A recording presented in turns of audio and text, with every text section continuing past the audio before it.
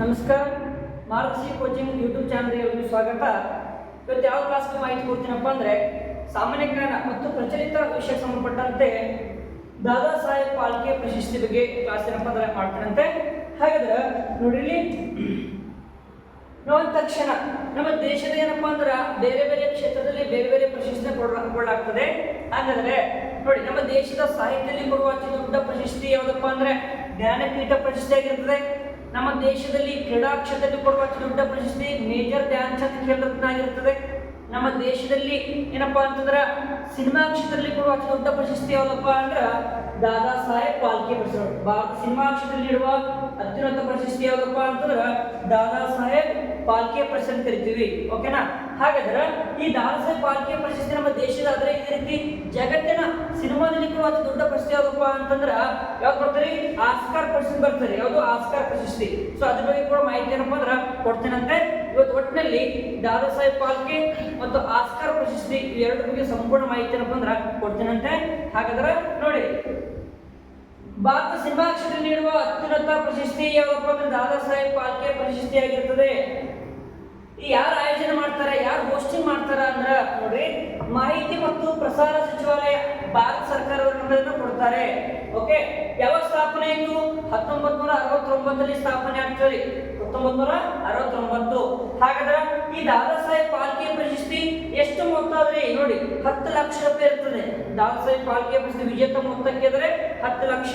ಯಾವ ಸ್ಥಾಪನೆ ಆಗಿದೆ? 1969. ಈ 1969 ಇಯರ್ ಮೋಸ್ಟ್ ಇಂಪಾರ್ಟೆಂಟ್ ಇದೆ.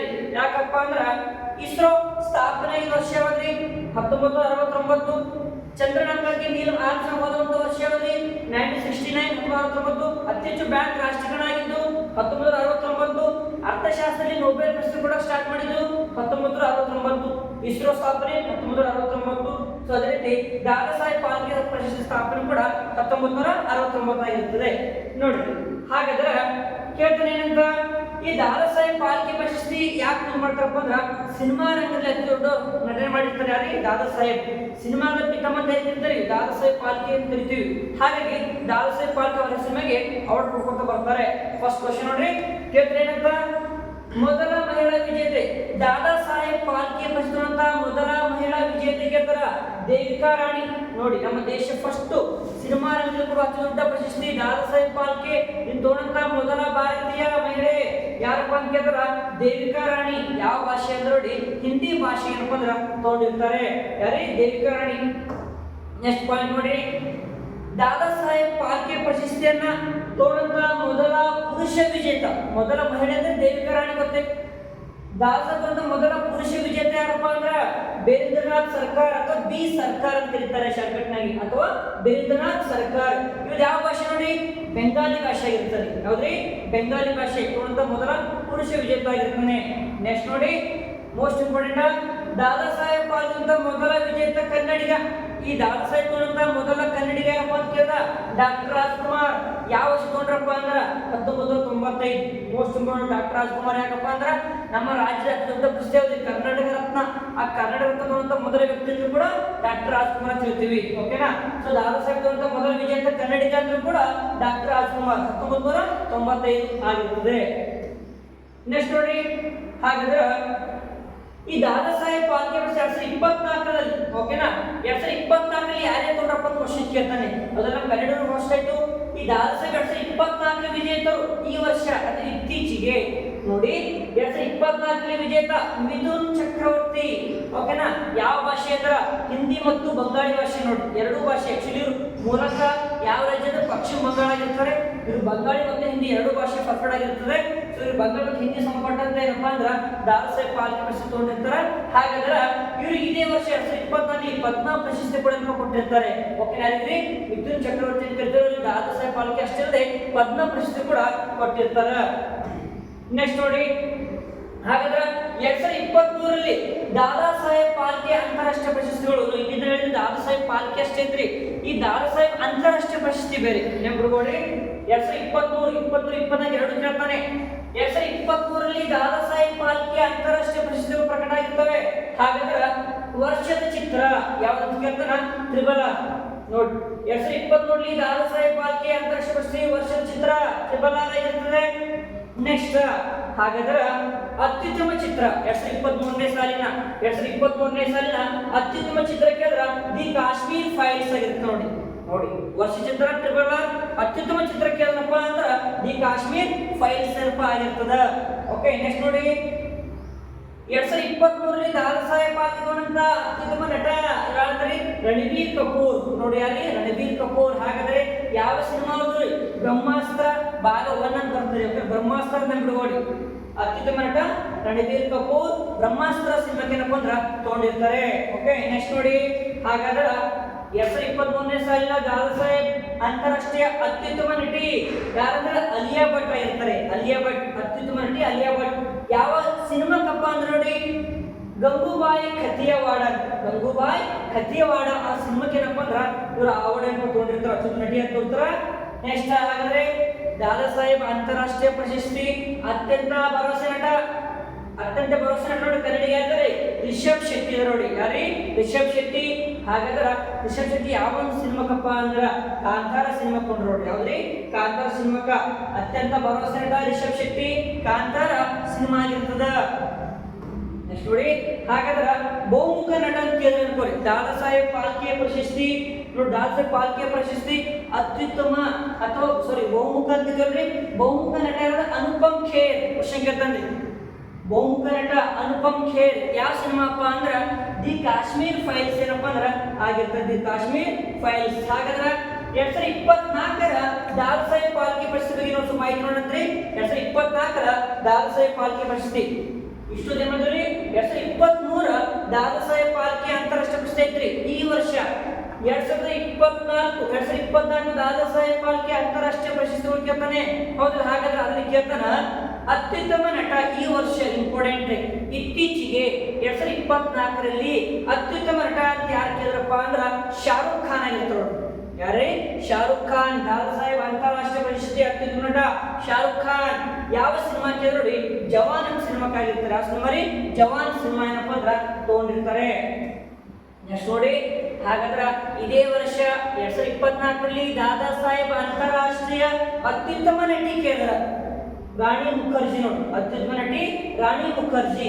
ಯಾವ ಸಿನಿಮಾಕ್ಕಂದ್ರ ಚಟರ್ಜಿ ವರ್ಸಸ್ ನಾರ್ವೆ ಸಿನಿಮಾ ಕೇಳಿ. ಚಟರ್ಜಿ ವರ್ಸಸ್ ನಾರ್ವೆ ಸಿನಿಮಾಕ್ಕೆ ಏನಪ್ಪ ಅಂದ್ರ ಅತ್ಯುತ್ತಮ ನಟಿ ಏನಪ್ಪ ಅಂದ್ರೆ ಆಗಿರ್ತಾರೆ ರಾಣಿ ಮುಖರ್ಜಿ. ನೆಕ್ಸ್ಟ್ ನೋಡಿ. ಹಾಗಾದ್ರ ಅತ್ಯುತ್ತಮ ಚಿತ್ರ ನೋಡಿ. 2024 ಅಂತಾರಾಷ್ಟ್ರೀಯ ಅತ್ಯುತ್ತಮ ಚಿತ್ರ ಜವಾನ್ ಸಿನಿಮಾ ಆಗಿರ್ತದೆ ನೋಡಿ. ಇಮೇಜ್ ಇದ್ರಿ ಜವಾನ್ ಸಿನಿಮಾ ಇಮೇಜ್ ನೋಡಿ. ಅತ್ಯುತ್ತಮ ಚಿತ್ರ ಏನಪ್ಪ ಅಂದ್ರ ಜವಾನ್ ಆಗಿರ್ತದ. ನೆಕ್ಸ್ಟ್ ನೋಡಿ. ಹಾಗಾದ್ರ ಅತ್ಯುತ್ತಮ ನಿರ್ದೇಶಕ ನೋಡಿ. ಅತ್ಯುತ್ತಮ ನಿರ್ದೇಶಕ ಕೇಳಿದ್ರ ಸಂದೀಪ್ ರೆಡ್ಡಿ ಆಗಿರ್ತಾರೆ. ಯಾರೀ? ಸಂದೀಪ್ ರೆಡ್ಡಿ ಏನಪ್ಪ ಅಂದ್ರ ಆಗಿರ್ತಾರೆ. ಯಾವ ಸಿನಿಮಾಕ್ಕಂದ್ರೆ ಅನಿಮಲ್ ಸಿನಿಮಾಕ್ಕೆ ಏನಪ್ಪ ಅಂದ್ರ ಅತ್ಯುತ್ತಮ ನಿರ್ದೇಶಕ ಏನಪ್ಪ ಅವಾರ್ಡ್ ಏನಪ್ಪ ಅಂದ್ರ ತಗೊಂಡಿರ್ತಾರೆ. ಓಕೆ, ನೆಕ್ಸ್ಟ್ ನೋಡಿ. ಹಾಗಾದ್ರ ಅತ್ಯುತ್ತಮ ಚಲನಚಿತ್ರ 2024 ರೀಸೆಂಟ್ಲಿ ಇತ್ತೀಚೆಗೆ 2024ರ ಅಂತಾರಾಷ್ಟ್ರೀಯ ಅತ್ಯುತ್ತಮ ಚಿತ್ರ ಯಾವ್ದಪ್ಪ ಅಂದ್ರ 12th ಫೇಲ್ ನೋಡಿ. 12th ಫೇಲ್ ಇಮೇಜ್ ನೋಡಿ. ಸಿನಿಮಾದು ಅತ್ಯುತ್ತಮ ಚಲನಚಿತ್ರ ಆಗಿರುತ್ತೆ ಈ ವರ್ಷದ್ದು 12th ಫೇಲ್ ಅಂತ ಆಗಿರ್ತದೆ. ಓಕೆ, ನೆಕ್ಸ್ಟ್ ನೋಡಿ. ಹಾಗಾದ್ರ ಅತ್ಯುತ್ತಮ ನೋಡಿ ಕೇಳ್ತಾನ 2024 ಬಹುಮುಖಿ ನಟಿ ಯಾರಪ್ಪ? ನಯನತಾರಾ ಆಗಿರ್ತಾರೆ ನೋಡಿ. ಈ ವರ್ಷ ಬಹುಮುಖಿ ನಟಿ ಅಂದ್ರೆ ನಯನತಾರಾ ಆಗಿರ್ತಾರ. ನೆಕ್ಸ್ಟ್ ಕೇಳ್ತಾನ ಅತ್ಯುತ್ತಮ ಕಿರುಚಿತ್ರ ಯಾವ್ದಪ್ಪ ಅಂದ್ರ ಶುಭೋದಯ ಆಗಿರ್ತ ನೋಡಿ. ಅತ್ಯುತ್ತಮ ಕಿರುಚಿತ್ರ ಶುಭೋದಯ ಅಂತ ಆಗಿರ್ತದ. ಓಕೆ, ನೆಕ್ಸ್ಟ್ ನೋಡಿ. ಅತ್ಯಂತ ಭರವಸೆ ನಟ 2024 ದಾದಾ ಸಾಹೇಬ್ ಇಂಟರ್ನ್ಯಾಷನಲ್ ಅತ್ಯಂತ ಭರವಸೆ ನಟ ಕೇಳಿದ್ರೆ ನೋಡಿ ವಿಕ್ರಾಂತ್ ಮಾಸೆ ಆಗಿರ್ತಾರೆ. ಯಾರೇ? ವಿಕ್ರಾಂತ್ ಮಾಸೆ. ಹಾಗಾದ್ರೆ ಯಾವ ಚಿತ್ರ ಯಾವ ಸಿನಿಮಾ? 12th fail. ಅತ್ಯಂತ ಭರವಸೆ ನಟ ವಿಕ್ರಾಂತ್ ಮಾಸೆ 12th ಫೇಲ್ ಏನಪ್ಪ ಅಂದ್ರ ಸಿನಿಮಾಕ್ಕೆ ಏನಪ್ಪ ಅಂದ್ರ ತಗೊಂಡಿರ್ತಾರೆ. ನೆಕ್ಸ್ಟ್ ನೋಡಿ. ಹಾಗಾದ್ರೆ ದಾದಾ ಸಾಹೇಬ್ ಅತ್ಯಂತ ಭರವಸೆ ನಟಿ ಯಾರಪ್ಪ ಅಂದ್ರೆ ಅದಾ ಶರ್ಮಾ ನೋಡಿ. ಭರವಸೆ ನಟಿ ಅತ್ಯಂತ ಭರವಸೆ ನಟಿ ಅಂದ್ರ ಅದಾ ಶರ್ಮಾ ಆಗಿರ್ತಾರೆ.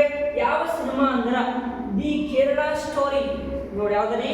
ದಿ ಕೇರಳ ಸ್ಟೋರಿ ಏನಪ್ಪ ಅಂದ್ರ ಆಗಿರ್ತಾರೆ ಅದಾ ಶರ್ಮಾ ಅವರು. ನೆಕ್ಸ್ಟ್ ಕೇಳ್ದ ಇವಾಗ ನೋಡಿ ಯಾವ್ದಪ್ಪ ಅಂದ್ರ ಇದೆಲ್ಲ ದಾದಾ ಸಾಹೇಬ್ ಬಗ್ಗೆ ಐತ್ರಿ. ಹೌದಲ್ಲ? ಹೇಳಿದ್ರೆ ಇಷ್ಟಪ್ಪ ದಾದಾ ಸಾಹೇಬ್ ಫಾಲ್ಕೆ ಯಾವ ಸ್ಥಾಪನೆ ಇತ್ತು, ಎಷ್ಟು ಮೊತ್ತದ, ಕನ್ನಡದಲ್ಲಿ ಯಾಕಂದ್ರ 24 ಯಾಕಂದ್ರ ಜೊತೆಗೆ ಅಂತಾರಾಷ್ಟ್ರೀಯ ದಾದಾ ಸಾಹೇಬ್ ಬಗ್ಗೆ ಹೇಳಿದೆ. ಇವು ಯಾವ ಪ್ರಶಸ್ತಿಯಪ್ಪ ಅಂತಂದ್ರ ಆಸ್ಕಾರ್ ಪ್ರಶಸ್ತಿ. ಯಾವ್ದು ನೋಡ್ರಿ, ಆಸ್ಕಾರ್ ಪ್ರಶಸ್ತಿ ನಾವು ಹೇಳಿದೀವಿ.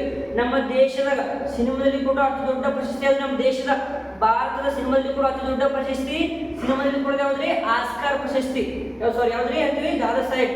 ಜಗತ್ತಿನ ನೋಡಿ ಆಸ್ಕಾರ್ ಪ್ರಶಸ್ತಿ ಎರಡು ಇಂಪಾರ್ಟೆಂಟ್ ಅವ್ರಿ. ನಮ್ಮ ದೇಶದ ಸಿನಿಮಾ ದಾದಾ ಸಾಹೇಬ್ ಫಾಲ್ಕೆ, ಜಗತ್ತಿನ ಸಿನಿಮಾದಲ್ಲಿ ಕೊಡುವ ದೊಡ್ಡ ಪ್ರಶಸ್ತಿ ಯಾವ್ದಪ್ಪ ಅಂತಂದ್ರ ಆಸ್ಕಾರ್ ಪ್ರಶಸ್ತಿ ಆಗಿರುತ್ತೆ ನೋಡಿ. ಯಾವ್ದ್ರಿ, ಆಸ್ಕಾರ್ ಪ್ರಶಸ್ತಿ. ಈ ತರ ಜಗತ್ತಿನ ಬೇರೆ ಬೇರೆ ಅವಾರ್ಡ್ಗಳು ಬರ್ತಿರ್ತಾವ್ರಿ. ಇದು ಆಸ್ಕಾರ್ ಅವಾರ್ಡ್, ಈ ನೊಬೆಲ್ ಪ್ರಶಸ್ತಿ ಬರ್ತರಿ, ಮತ್ತೆ ಮ್ಯಾನ್ ಬುಕರ್ ಪ್ರಶಸ್ತಿ, ಇಂಟರ್ನ್ಯಾಷನಲ್ ಮ್ಯಾನ್ ಬುಕರ್ ಪ್ರಶಸ್ತಿ, ಮಿಸ್ ವರ್ಲ್ಡ್, ಮಿಸ್ ಯೂನಿವರ್ಸ್, ಹೌದಲ್ರಿ, ಮಿಸ್ ಇಂಟರ್ನ್ಯಾಷನಲ್, ಬೇರೆ ಬೇರೆ ಅವಾರ್ಡ್ಗಳು ಬರ್ತವೆ. ಜಗತ್ತಿನ ಉನ್ನತ ಪ್ರಶಸ್ತಿಗಳು, ಅಬೇಲ್ ಪ್ರಶಸ್ತಿ, ಹೌದ್ರಿ, ಅಬೇಲ್ ಅಥವಾ ಏನಂತೀವಿ ಮ್ಯಾನ್ ಬುಕರ್ ಮತ್ತೆ ಇಂಟರ್ನ್ಯಾಷನಲ್ ಮ್ಯಾನ್ ಬುಕರ್ ಸಾಹಿತ್ಯದಲ್ಲಿ ಕೊಡ್ತಾರ, ಮತ್ತೆ ನೊಬೆಲ್ ಪ್ರಶಸ್ತಿ ಆರ್ ಕ್ಷೇತ್ರದಲ್ಲಿ ಕೊಡ್ತಾರ. ಹಿಂಗೆ ಇಂಟರ್ನ್ಯಾಷನಲ್ ಬೇರೆ ಬೇರೆ ಅವಾರ್ಡ್ ಬರ್ತಾವ. ಜಗತ್ತಿನ ದೊಡ್ಡ ಪ್ರಶಸ್ತಿ ಯಾವ್ದಪ್ಪ ಅಂತಂದ್ರ, ನಾವು ಸಿನಿಮಾದಲ್ಲಿ ದೊಡ್ಡ ಪ್ರಶಸ್ತಿ ಯಾವ್ದಪ್ಪ ಅಂದ್ರ ಆಸ್ಕರ್ ಪ್ರಶಸ್ತಿ ಅಂತ. ಯಾವ್ದ್ರಿ, ಆಸ್ಕರ್ ಪ್ರಶಸ್ತಿ. ಓಕೆ, ನೋಡೋಣ ಆಸ್ಕರ್ ಪ್ರಶಸ್ತಿ ಬಗ್ಗೆ ನಾವು ನೋಡಿ. ಜಗತ್ತಿನಲ್ಲಿ ಅಲ್ಲಿ ಜಾಸ್ತಿ ಹೇಳಿದ್ರಿ, ಜಗತ್ತಿನ ಸಿನಿಮಾ ರಂಗದಲ್ಲಿ ನೀಡುವ ಅತಿ ಶ್ರೇಷ್ಠ ಪ್ರಶಸ್ತಿ ಯಾವುದಪ್ಪ ಅಂದ್ರ ಆಸ್ಕರ್ ಪ್ರಶಸ್ತಿ ಆಗಿರ್ತದೆ. ಅತಿ ಶ್ರೇಷ್ಠ ಆಗಿರ್ಬೋದು, ಅತಿ ದೊಡ್ಡ ಪ್ರಶಸ್ತಿ ಆಗಿರ್ಬೋದು, ಆಸ್ಕರ್ ಪ್ರಶಸ್ತಿ ಆಗಿರ್ತದ. ಇದನ್ನು ಅಕಾಡೆಮಿ ಪ್ರಶಸ್ತಿ ಅಂತಲೂ ಕರೆಯುತ್ತಾರೆ.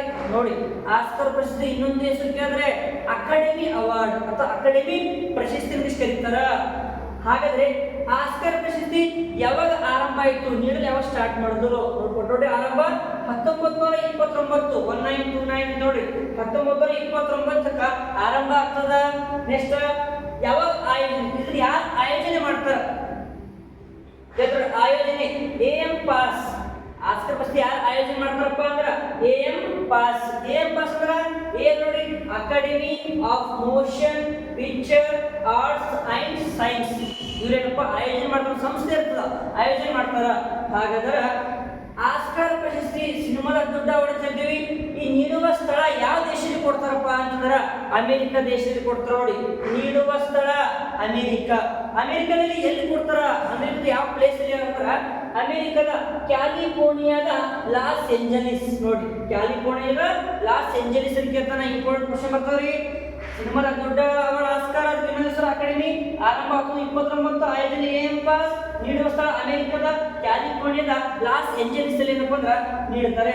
ನೆಕ್ಸ್ಟ್ ಹೇಳ್ತಾರೆ. ಹಾಗಾದ್ರೆ ಆಸ್ಕರ್ ಪ್ರಶಸ್ತಿ ನೋಡಿ, ಆಸ್ಕರ್ ಪ್ರಶಸ್ತಿ ಪಡೆದ ಮೊದಲ ಚಿತ್ರ ಜಗತ್ತಿನ ಆಸ್ಕರ್ ಮೊದಲ ಚಿತ್ರ ಕೇಳಿ ಯಾವ್ದಪ್ಪ, ವಿಂಗ್ಸ್ ಆಗಿರ್ತದೆ. ಯಾವ್ದ್ರಿ, ವಿಂಗ್ಸ್ ಅಂದ್ರೆ ರೆಕ್ಕೆಗಳು ಅಂತ ಹೇಳ್ರಿ, ವಿಂಗ್ಸ್ ಅಂತ ಕರಿತೀವಿ. ಹಾಗಾದ್ರೆ ಆಸ್ಕರ್ ಪ್ರಶಸ್ತಿ ಪಡೆದ ಮೊದಲ ವ್ಯಕ್ತಿ ಜಗತ್ತಿನಲ್ಲಿ, ಓಕೆನಾ, ಹೆಂಗ ದಾಲ್ಸರ್ ನಮ್ಮ ಭಾರತ ಫಸ್ಟ್ ಆದ ದೇವಕರ್ಣಿ ಬಿ ಸರ್ಕಾರ ಅಂತ ಹೇಳಿದೇವೆ. ಬಟ್ ಆಸ್ಕರ್ ಪ್ರಶಸ್ತಿ ಮೊದಲ ಜಗತ್ತಿನ ವ್ಯಕ್ತಿ ಯಾರು ನೋಡಿ, ಎಮಿಲ್ ಜಾನಿಂಗ್ ಅಂತ ಬರ್ತಾರೆ. ಯಾರೇ ಎಮಿಲ್ ಜಾನಿಂಗ್ ಅಂತ ಏನಪ್ಪ ಅಂದ್ರ ಜಗತ್ತಿನ ವ್ಯಕ್ತಿ ಆಗಿರ್ತಾರೆ ಇವರು. ನೆಕ್ಸ್ಟ್ ನೋಡಿ. ಹಾಗಾದ್ರೆ ಆಸ್ಕರ್ ಪ್ರಶಸ್ತಿ ಮತ್ತು ನಮ್ಮ ಭಾರತದ ಏನೇನು ರಿಲೇಶನ್ಶಿಪ್ ಅದ, ಆಸ್ಕರ್ ಪ್ರಶಸ್ತಿ ಮತ್ತು ಭಾರತದ ಏನು ಪಾತ್ರ ಅದ, ಯಾರು ನಮ್ಮ ಭಾರತ ಆಸ್ಕರ್ ಪ್ರಶಸ್ತಿ ತಗೊಂಡಿದ್ದಾರೆ ಅದ್ರ ಬಗ್ಗೆ ನೋಡೋಣ ಅಂತ ನೋಡಿ. ಆಸ್ಕರ್ ಪ್ರಶಸ್ತಿ ಪಡೆದ ಮೊದಲ ಭಾರತೀಯ ನೋಡಿ ಯಾರಪ್ಪ ಅಂದ್ರ ಬಾನು ಅತೇಯ. ಯಾರೀ, ಬಾನು ಅತೇಯ. ಯಾವ ಸಿನಿಮಾಕ್ಕೆ ಅಂತ ನೋಡಿ, ಗಾಂಧಿ ಸಿನಿಮಾ. ಯಾವ್ದ್ರಿ, ಗಾಂಧಿ ಸಿನಿಮಾ. ಯಾವ ವರ್ಷ ರೀ, 1983, 1983. ಭಾರತದ ವರ್ಲ್ಡ್ ಕಪ್ ಇರ್ತದ್ರಿ 1983. ಸೊ 1983 ಏನಪ್ಪ ಅಂದ್ರೆ ಆಗಿರ್ತದೆ, ನೆನಪಿಟ್ಕೊಳ್ಳಿ. ಆಸ್ಕರ್ ಪ್ರಶಸ್ತಿ ಪಡೆದ ಮೊದಲ ಭಾರತೀಯ ಮಹಿಳೆ ಭಾರತೀಯ ಯಾರು, ಬಾನು ಅತೇಯ. ಗಾಂಧಿ ಸಿನಿಮಾ 1983. ಹಾಗಾದ್ರೆ ಇವರು ಬಾನು ಅತೇಯ ಏನಾಗಿರ್ತಾರಪ್ಪ ಅಂತಂದ್ರೆ ವಸ್ತ್ರ ವಿನ್ಯಾಸಕಿ. ಖುಷಿಗಿರ್ತಾರ್ರಿ. ಆಸ್ಪತ್ರೆ ಯಾವ ಕ್ಷೇತ್ರಪ್ಪ ಅಂದ್ರೆ ಸಿನಿಮಾ ಸಂಪುಟದ ಎದಕ್ಕಪ್ಪ ಅಂದ್ರೆ ವಸ್ತ್ರ ವಿನ್ಯಾಸಕಿ ಆಗಿರ್ತಾರೆ. ಯಾರೇ, ಬಾನು ಅತೇಯ ಅವರು. ನೆಕ್ಸ್ಟ್ ನೋಡಿ.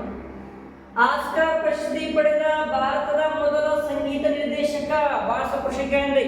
ಆಸ್ಕರ್ ಪ್ರಶಸ್ತಿ ಪಡೆದ ಮೊದಲ ಸಂಗೀತ ನಿರ್ದೇಶಕ ಆರ್ ರೆಹಮಾನ್ ಅಥವಾ AR ರೆಹಮಾನ್ ಅಂತ ಕರೀತಾರೆ ನೋಡಿ.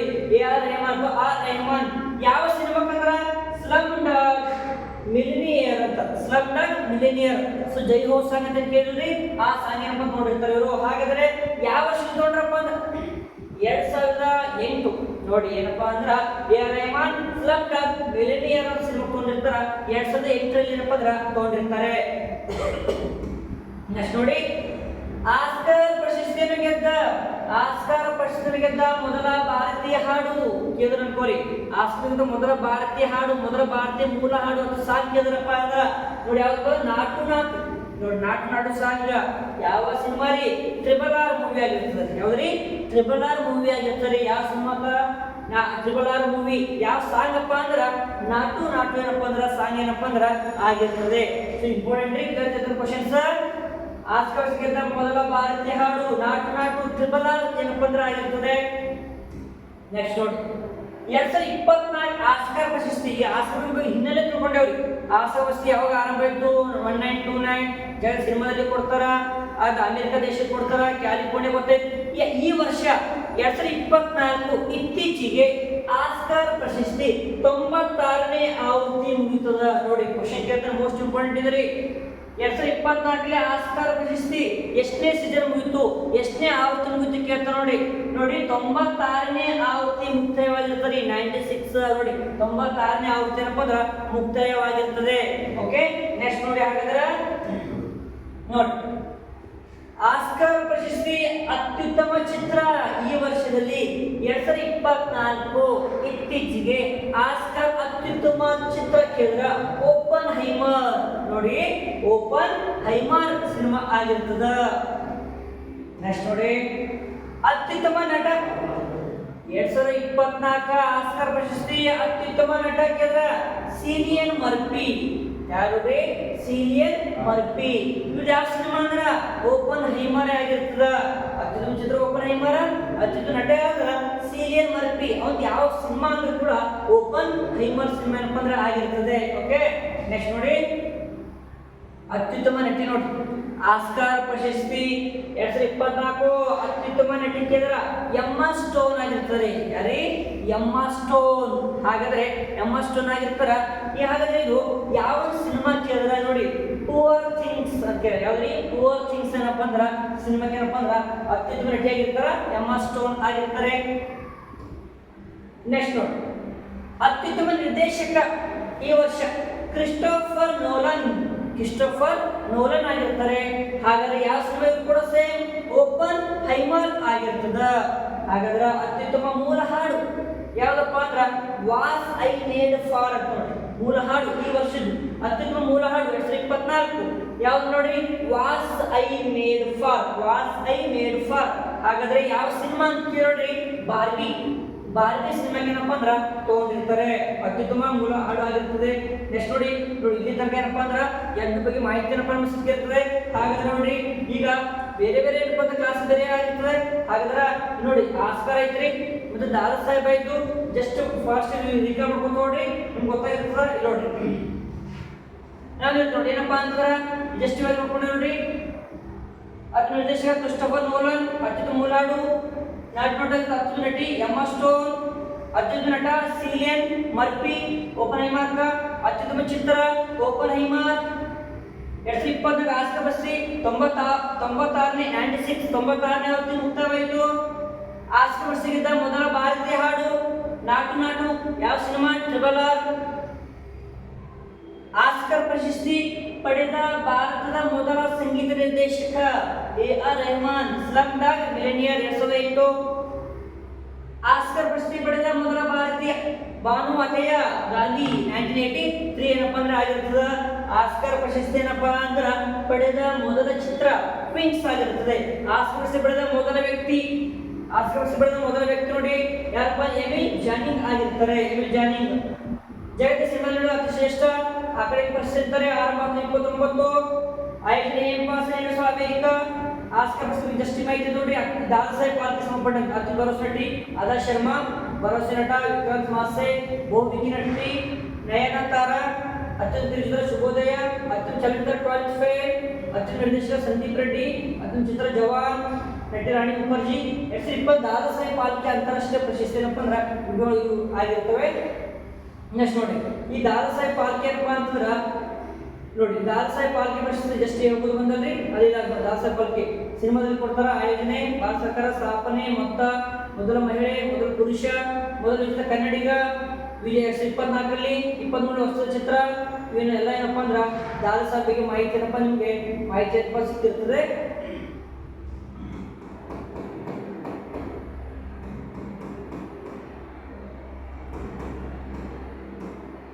ನೋಡಿ ನೀವು ಸ್ವಲ್ಪ ಮಾಹಿತಿ ಆಗಿರ್ತವೆ.